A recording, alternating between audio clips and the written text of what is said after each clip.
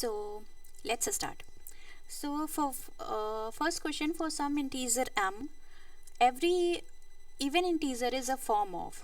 So for some integer m, every even integer, we know that even integer होने के लिए क्या होना चाहिए कि even integer are those integer which are divisible by 2. This means जो भी इंटीजर होगा वो क्या होगा, मल्टीपल होगा 2 का. 2 का multiple that is 2 multiply by that one integer. So अगर हम उस इंटीजर को m मान लें, m हमने क्यों माना, क्योंकि यहाँ पे जितने भी ऑप्शन है वो m के फॉर्म में है. अगर हम m मान लें तो ये क्या हो जाएगा 2m. दिस मीन्स हमारा कौन सा ऑप्शन सही है, this one. Now the second one is n square minus 1 is divisible by 8 if n is an integer an odd integer. इसमें एक चीज़ याद रखना, जो आपको ऑप्शन दिया होता है वो बहुत ज़्यादा इंपॉर्टेंट होता है, क्योंकि ऑप्शन के बेस पे ही आप पता करते हैं कि हमारा कौन सा ऑप्शन सही है और उसी के बेस पे आप करोगे. अगर यहाँ पे इंटीजर ना लिखा होता तो अलग बात थी, but integer that means integer कौन से नंबर होते हैं जो माइनस में भी होते हैं और प्लस में भी होते हैं. तो ठीक है, हम चेक कर लेते हैं. एन स्क्वायर माइनस 1, इस टाइप के क्वेश्चंस को सॉल्व करने का सबसे आसान तरीका ये होता है कि हम क्या करते हैं, ये जो हमें दिया होता है इसमें हम सिंपली 1 2 3 4 ऐसे नंबर्स चेक कर लेते हैं रख के. तो सबसे पहले हम माइनस में रखते हैं, ठीक है, -1 रखते हैं. तो -1 ये कट हो जाएगा, 1 -1 कट हो जाएगा. तो एक काम करते हैं, कुछ ऐसा बड़ा नंबर लेते हैं. तो हम यहाँ पे क्या कर लेते हैं, 3 से स्टार्ट करते हैं, राइट. सो ये माइनस का 3 का स्क्वायर होगा एंड -1, तो ये हो जाएगा 9 - 1 that is 8. 8 is divisible by 8. अब उसके बाद ये तो हमने इवन रखा था ना, ठीक है. अब ऑड रख लेते हैं. अगर ऑड भी कट जाता है तो हमारा ऑप्शन हो जाएगा एन इंटीजर, राइट. अब ये कट हो रहा है दैट मीन्स इंटीजर में ही होगा ये, इसीलिए मैंने माइनस को पहले ऑप्शन में रखा. अब 4 रख लेते हैं, -4 का स्क्वायर -1. सो 16 - 1 कितना हो जाएगा, this is 15 and 15 is not divisible by 8. बस दैट्स इट, हमें समझ में आ गया इसका ऑप्शन क्या होगा, एन ऑड इंटीजर, राइट. अब थर्ड वाला देखते हैं. थर्ड में आपको बोल रहे हैं if the HCF of 65 and 117 is expressible in the form of 65m minus 117, right. So then the value of m is, अब m की वैल्यू हमें बतानी है कि क्या होगी. ओके, इसमें आपसे ये कहा है कि if the HCF of this one, तो सबसे पहले तो हमें इसका HCF निकाल लेना है. क्यों, क्योंकि ये कह रहे हैं कि 65m minus 117 ये जो होगा ये इसका क्या होगा, इसका HCF होगा. HCF निकालना आपको आता है. HCF क्या होता है, हाईएस्ट कॉमन फैक्टर जो दोनों में होता है. तो 65 को अगर हम फैक्टराइज करें तो 65 का फैक्टराइजेशन क्या होगा, 13 × 5. 117 का करें अगर तो 13 × 9. सो 13 कॉमन है, दैट मीन्स इसका फैक्टर क्या होगा 13. अब यहाँ से आप इसको सिंपली सॉल्व कर लेंगे और यहाँ से m की वैल्यू निकाल लेंगे. जब आप m की वैल्यू निकालेंगे 2 आएगा, ऑप्शन नंबर सेकेंड. अब ये वाला देख लेते हैं. नेक्स्ट क्वेश्चन क्या है आपका, या the largest number which divide 70 and 1 to 5 living remainder 5 and 8 respectively. Okay, ये भी बहुत अच्छा और बहुत इम्पॉर्टेंट क्वेश्चन है आपका. इसमें कह रहे हैं कि आपका जो रिमाइंडर है वो 5 और 8 है, राइट.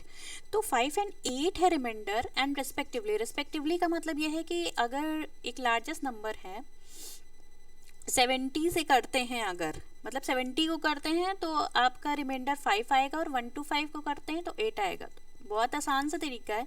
रिमाइंडर को क्यों ना हम इससे माइनस कर दें, 125 -8, ये हमने माइनस कर दिया, ठीक है. अब अगर हम इसको माइनस करें ये हमारा आ जाएगा 65 और अगर हम इसको माइनस करते हैं तो ये आ जाएगा 117, राइट. अब वो कौन सा नंबर है जो 65 और 117 दोनों को कट कर देगा. बहुत सिंपल सी बात है, the largest number which divide 70. इसका मतलब ये है कि वो नंबर जो 70 को डिवाइड करता है और रिमाइंडर 5 आता है. दिस मीन्स 65 और 117. अब उस नंबर को हमें पता करना है जिससे 65 और 117 आराम से कट हो जाए. तो सिंपली आप इसका HCF निकाल लीजिए.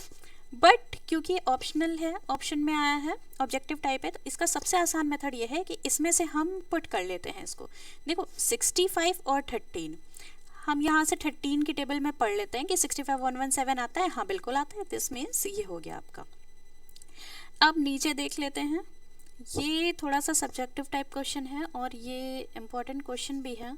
इम्पॉर्टेंट क्वेश्चन मीन्स ये कि आपको ये मेथड आना चाहिए।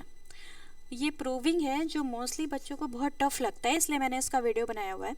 Right whether every positive integer can be of the form 4q+2 where q is an integer. ठीक है, आपको ये बताना है कि हाँ एवरी पॉजिटिव इंटीजर जो है वो इस फॉर्म में होगा। तो सबसे पहले क्या कर लेते हैं, 4q+2 इस फॉर्म में होना चाहिए, राइट। तो सबसे आसान तरीका ये है इसको प्रूव करने का कि हम क्या कर लेते हैं कि सबसे पहले रख लेते हैं व्हेन q इज़ 1, वाई 1, क्योंकि यहाँ पे ये साफ साफ कहा गया है कि एवरी पॉजिटिव इंटीजर, अगर एवरी इंटीजर की बात की जाती तो हम q की वैल्यू -1 से स्टार्ट करते, बट पॉजिटिव इंटीजर कहा गया इसलिए हमने 1 से स्टार्ट किया। एक बार q की वैल्यू 1 रख लो तो 4+2 कितना हो जाएगा, 6, राइट। अब उसके बाद सेकंड देख लेते हैं, q की वैल्यू 2 रख लो, तब क्या हो जाएगा 10, राइट। इसी तरह हमने 1 से स्टार्ट किया है ना, एक काम करते हैं, हमें पहले इसको 0 से स्टार्ट करना था, राइट। q = 0 रख लीजिए, तभी भी आंसर क्या आएगा 2। तो हमारा ये हमें यही तो प्रूफ करना था, every positive integer can B form of this one. हमारा हर पॉजिटिव इंटीजर जो है वो इस फॉर्म में है। देखो जब हमने पुट किया तो हमारा इसी हर पॉजिटिव इंटीजर ही निकल के आ रहा है, तो इसमें बस हमारा यहीं से प्रूव हो गया। हम इसे यही करेंगे कि any number which is of the form 4q+2 will give only even number which are not multiple of 4। यहाँ पे 4q+2 के फॉर्म में आना चाहिए ना, ये देखो इनमें ये मल्टीपल नहीं है 2 का, बस यहाँ पे आपको सिर्फ यही लाइन लिखनी है, एनी नंबर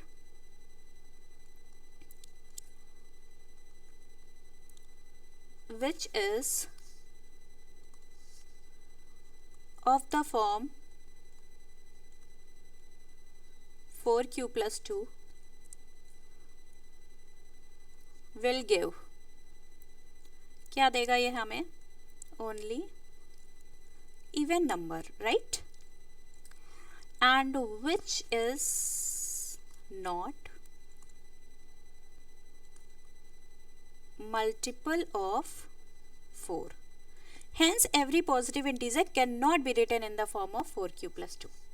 4q+2 के फॉर्म में लिखने के लिए ज़रूरी होता कि ये जो q हमने इंटीजर माना है वो 4 का मल्टीपल हो, बट यहाँ पे हम देख रहे हैं 4 का मल्टीपल नहीं है, hence proved every positive integer cannot be written in the form of 4q+2, right. So अब नेक्स्ट देख लेते हैं। नेक्स्ट है the product of 2 consecutive positive integer is divisible by 2, is this statement true or not.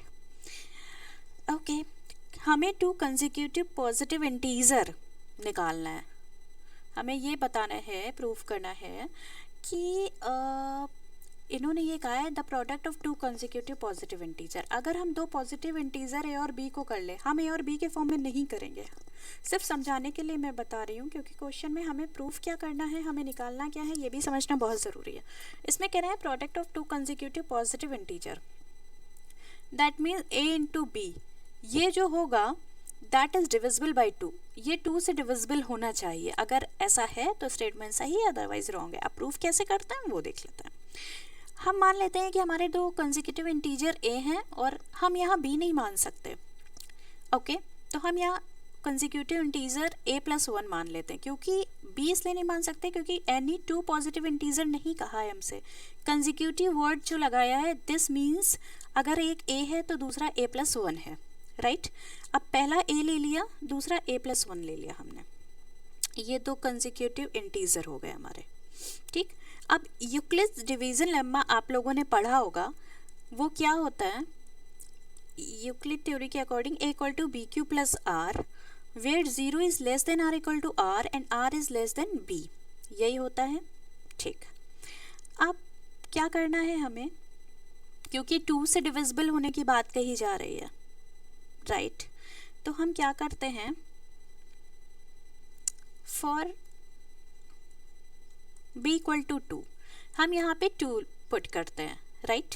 जब हमने यहाँ पे 2 put किया है तब यहाँ पे 2 अगर हम पुट करें तो ये वैल्यू क्या आ जाएगी, a equal to 2q plus r। इसको हम इक्वेशन 1 बना देते हैं, ठीक है। ये हो गया हमारा इक्वेशन 1। अब यहाँ से हम स्टार्ट करते हैं, अब यहाँ पे सब्स्टिट्यूट कर देते हैं या लिख दो, putting r equal to 0 in equation 1।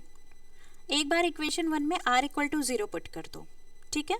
एक बार इक्वेशन 1 में r इक्वल टू 1 पुट कर दो, राइट। जब r इक्वल टू 0 पुट करोगे तो हो जाएगा a इक्वल टू 2q। जब r इक्वल टू 1 पुट करोगे तो हो जाएगा a equal to 2q plus 1, ठीक। अब 2q प्लस 1 क्या ये 2 से डिविजिबल है? नहीं, क्योंकि 2q प्लस 1 जब भी कोई भी इंटीजर होगा उसे 2 से मल्टीप्लाई कर देंगे, हम मल्टीप्लाई कर देंगे तो वो 2 से डिविजिबल हो गया, बट उसमें 1 ऐड कर देंगे तो वो 2 से डिविजिबल नहीं होगा। क्योंकि ऐसे देख लो, q की जगह हम कोई भी इंटीजर रख लें, अगर 1 रख लो तो 2 1 जा 2, अभी तो इंटीजर डिविजिबल है बट 1 ऐड कर दोगे नहीं होगा डिविजिबल। q की जगह 2 रख के देखो तभी भी, 3 रख के देखो तभी भी। दिस मीन्स ये जो है ये हमारा डिविजिबल नहीं है, ठीक है। तो अब यहाँ पे क्या करते हैं, अब यहाँ पे ये तो हमें पता चल गया कि ये 2 से डिविजिबल नहीं है, तो हम यहाँ पे एक अपना a प्लस 1 करते हैं। क्यों? ये वाली इक्वेशन 2 से डिविजिबल हमने निकाली है, दैट मीन्स हमारा पहला कंसेक्यूटिव नंबर ये हो गया, दूसरा कंसेक्यूटिव नंबर हमने क्या माना था, a प्लस 1। तो इस इक्वेशन के लिए हम इसे पुट करते हैं, a प्लस 1 इक्वल टू क्या हो जाएगा हमारा 2q प्लस 1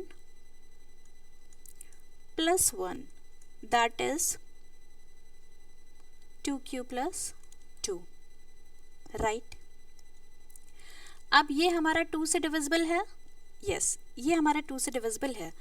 तो any consecutive so the product of two consecutive positive integer that is divisible by 2, yes। अगर हम प्रोडक्ट निकालते हैं तो वो 2 से डिविजिबल होता है, राइट। सो नेक्स्ट देख लेते हैं, the product of 3 consecutive positive integer. अच्छा, एक चीज़ और, हम इसे एक दूसरे मेथड से भी कर सकते हैं।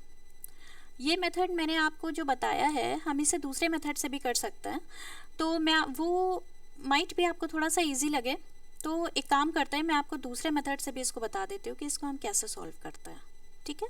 क्योंकि 3 कंसेक्यूटिव इंटीजर वाला मैंने आपके ये क्वेश्चन इसीलिए रखा हुआ था कि मैं आपको इसके लिए बता सकूँ। सो आई थिंक इतनी प्लेस काफ़ी है, या तो मैं यहाँ बता देती हूँ, ठीक। इसमें कह रहे हैं कि the product of 2 consecutive number, तो कोई भी कंसेक्यूटिव 2 नंबर हम ले लेते हैं। तो एक बार हमने 1 और 2 ले लिया, तो इसमें आपको लिखना ये है कि let the 2 consecutive number is 1 and 2।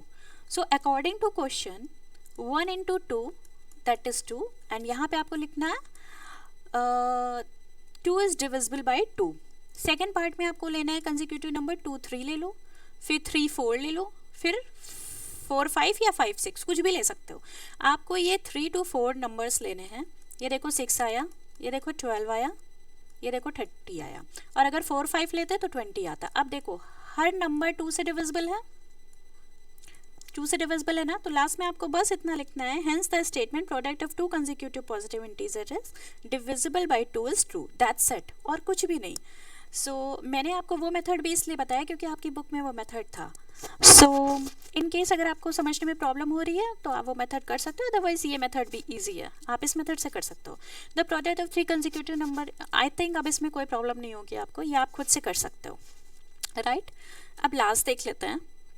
Last हमारा है a positive integer is of the form of 3q plus 1, q being a natural number, can you write its square in any form other than 3m plus 1, that is 3m or 3m plus 2 for some integer m, justify your answer।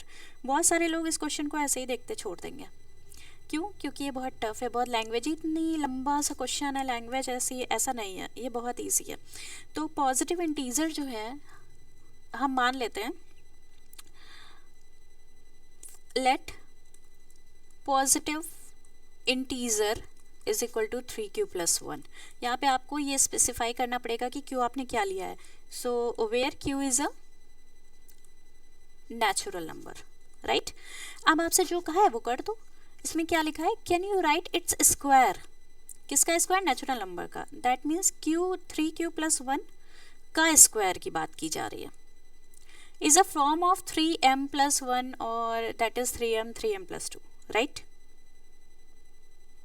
अब यहाँ पे देखो इसका square निकाल लेते हैं। a + b whole square के फॉर्मूले से इसको ओपन करेंगे। a² that is 9q² + b² that is 1 + 2ab यानी 3q × 1 2 × 3q × 1, राइट। ये हो गया हमारा 9q² + 1 + 6q, ठीक है। अब हमें इसे किस फॉर्म में लिखना है? 3m + 1 इसके फॉर्म में, राइट। सो अब इसमें लिख लेते हैं। 3m + 1 के फॉर्म में हम इसे कैसे लिख सकते हैं? ऐसे लिख सकते हैं 9q² + 6q + 1। यहाँ से हम 3 को कॉमन ले लेते हैं।